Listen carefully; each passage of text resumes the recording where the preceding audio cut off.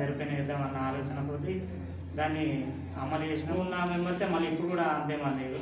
కాకపోతే అప్పుడు ఎంతమంది విచ్చలవిడి చేస్తున్నాం మళ్ళీ దయచేసి ఇప్పుడు కూడా అట్లా కూడా కాకుండా నూతన కమిటీగా ఎన్నికైన వీళ్ళందరికీ మీరు వాళ్ళు తీసుకున్న కమిటీ నిర్ణయాలకు కానీ కట్టుబడి అందరం కూడా ముందుకెళ్ళాలని ఈ సందర్భంగా తెలియజేసుకుంటూ నూతనంగా ఎన్నికైన కమిటీకి శుభాకాంక్షలు తెలియజేసుకుంటూ 80 మంది సభ్యత్వం తీసుకున్న వాళ్ళు మన గ్రూప్లో పర్సనల్ విషయాలకు మాత్రం వాడే అవకాశం ఇందులో లేదు. మన ఏ మీటింగ్ జరిగినా అందులో పర్సనల్ వాడడానికి కమిటీ సభ్యులు తీయడం జరిగేది.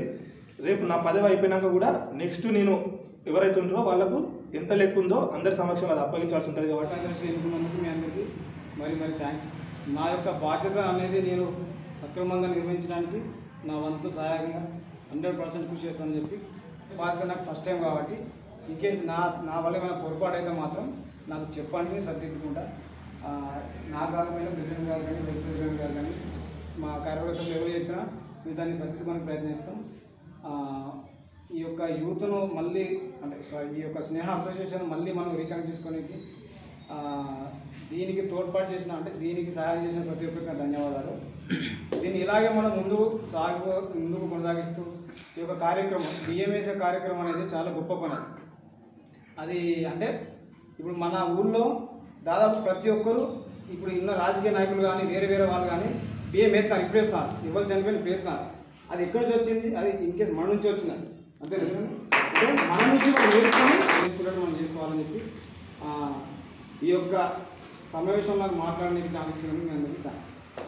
నేను ప్రత్యేకంగా నాకు ఈ యొక్క ఈగో ఫీలింగ్ అనేది పక్కన పెట్టేసి నాకు ఇచ్చిన ఈ బాధ్యతను కంపల్సరీగా నెరవేర్చుకుంటా. ఈ ప్రత్యేకంగా ఈ బాధ్యతను ప్రజెంట్ కాలనీలో ఎలాంటి ఇబ్బందులు ఉన్నా కూడా నెరవేర్చుతా. ఏ అర్ధరాత్రి నా ఇంటి తలుపులు తట్టినా కూడా ప్రత్యేకంగా మీ అందరి కోసం నేను మీ ముందంజ వేసి మీ అందరితో కలిసిమెలిసి ఉంటానని ఈ వేదిక మీదుగా ప్రమాణం చేస్తున్నాను. ప్రత్యేకంగా చేయండి.